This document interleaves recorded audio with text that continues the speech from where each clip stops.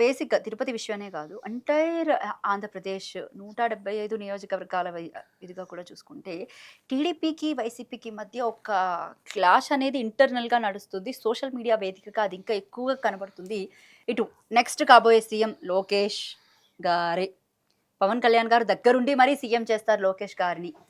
Next అంతా కూడా ప్రభంజనం అంతా ఇదే జరగబోతుంది అనేది ఒకటైతే ఇంటర్నల్ వార్ నడుస్తుంది. దాని గురించి మీ వివరణ ఏంటి అసలు బేసిక్‌గా? సోషల్ మీడియాని అసలు నమ్మకూడదు మేడం. Janasena versus TDP. లేదు, సోషల్ మీడియా ఎలా ఉంటుందంటే ఈరోజంతా నాకు భజన చేస్తుంది, సాయంత్రం వల్ల నా మీద యాంటీగా పోస్టులు పెడతారు. సోషల్ మీడియాని అసలు నమ్మి రాజకీయాలు చేయలేము. First of all fake social media ఉంది. వైసీపీ ఫేక్ సోషల్ మీడియాస్ ఉన్నాయి. వాళ్ళు ఒక 10 రోజులు పవన్ కళ్యాణ్ గారు పొగుడుతూ 11 రోజు పవన్ కళ్యాణ్ గారు తిడుతూ పోస్ట్ పెడతారు. Same as this TDP social media ఒకటే ఉంది. చంద్రబాబును పొగుడుతూ మళ్ళీ మమ్మల్ని తిడతారు. అంటే ఫేక్ సోషల్ మీడియా అకౌంట్స్ చాలా ఉన్నాయి. ఆ అకౌంట్స్ నుంచి పెడుతున్నారు.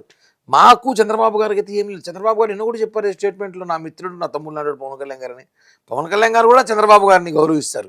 కేవలం ఇక్కడ కింద స్థాయిలో కొంతమంది వ్యక్తులు దీన్ని గొడవగా మార్చి మాకు వాళ్ళ గొడవ తీసుకునే ప్రయత్నం చేస్తున్నారు. ఎన్ని చేసినా 15 సంవత్సరాల కూటమి అయితే ప్రభుత్వంలో ఉంటుంది మేడం.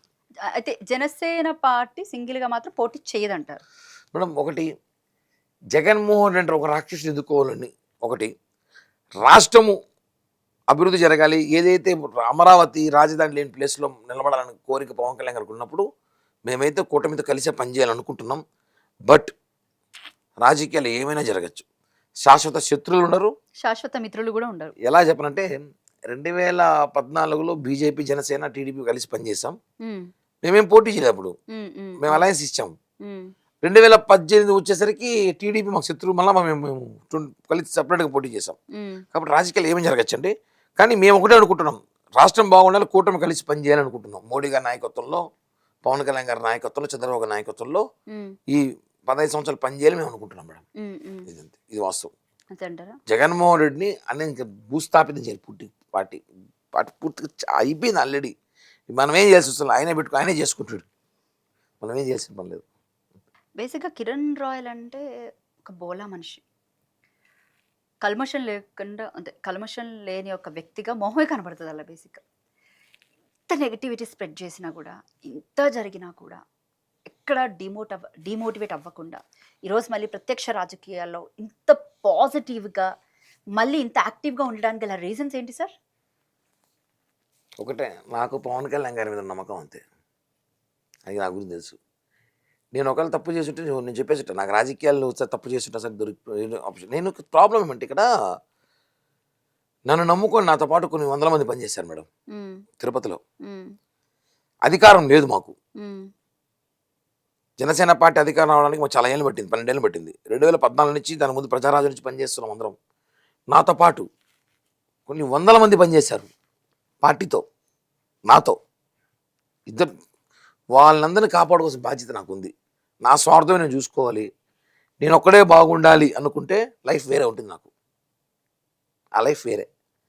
వాళ్ళందరూ నాతో పాటు కలిసి పనిచేశారు కదా. ఒక మంచి లీడర్గా, పొలిటీషియన్ కన్నా మంచి లీడర్గా ఎదగని కసితో ఉన్నా, ఆ కసిని నేను తీసుకొచ్చింది. నిజంగా చెప్తున్నాను.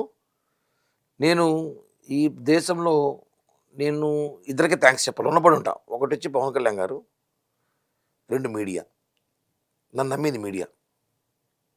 తిరుపతిలో నా మీద ఇంత ఇష్యూ జరిగితే నన్ను పర్టికులర్ ఛానల్స్ నన్ను బ్యాడ్గా చూపించిన, నాకంటూ కొన్ని మీడియా అంటే నిజాలు చూపించారు. ఏం జరిగింది కిరణ్, ఇది విషయం, వాస్తవాలు జరిగింది, కిరణ్ విషయం ఇది జరిగింది, దీన్ని ఎందుకు ఇలా చేస్తారు అని చెప్పి నాకు ఆ రోజు సపోర్ట్ చేసింది మీడియా. ఆ సపోర్ట్ చేసిన మీడియా ద్వారానే ప్రజలు తెలిసింది ఇదంతా. ఇంకొకటి చెప్పండి, ఇక్కడ తిరుపతిలో బేసిక్ టీడీపీ అండ్ వైసీపీ కానీ పోటీ ఉంటుంది తప్ప జనసేన ఎక్కడ కూడా అసలు జనసేన పార్టీ ఎదుగుద్దా? ఎదిగితే ఎవరి వల్ల ఎదగాలి? అది మీతోనే వేరే వాళ్ళతో మేడం. లాస్ట్ గవర్నమెంట్లో జనసేన పార్టీ మేము చేసినట్టు కార్యక్రమాలు టీడీపీ వాళ్ళు చేయలేదు. వైసీపీని ఎదుర్కొనే ఫైట్ చేసేంత కార్యక్రమాలు మేమే చేసాం తిరుపతిలో. టీడీపీ కొన్ని సందర్భాలు చేయలేకపోయింది. టీడీపీ నిలబడిందంటే బికాస్ ఆఫ్ జనసేన అని అనుకోవచ్చా? టీడీపీ నిలబడిందని చెప్పడం కన్నా జగన్మోహన్ రెడ్డి ఓడించింది జనసేన అని చెప్తాను.